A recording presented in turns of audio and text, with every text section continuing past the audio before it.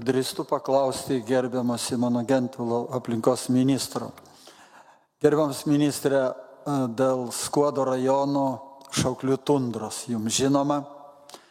Ir pirmame etape jūs labai daug padarėt.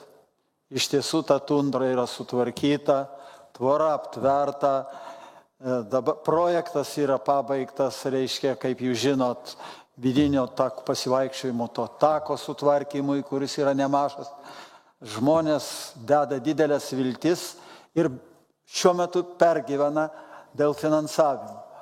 Kada bus galima mums džiaugtis, o man Antaninių progą gal pasakysit, kada bus finansavimas? Dėkui, gerbiamas Antanai.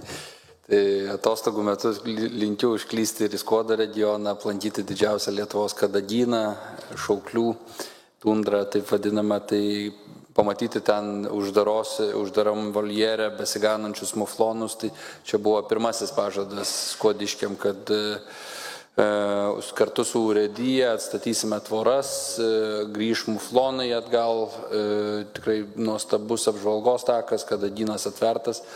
Bet dabar tako sutvarkymui reikia beveik 700 000 eurų, kas nėra paprasta rasti iš kišenės.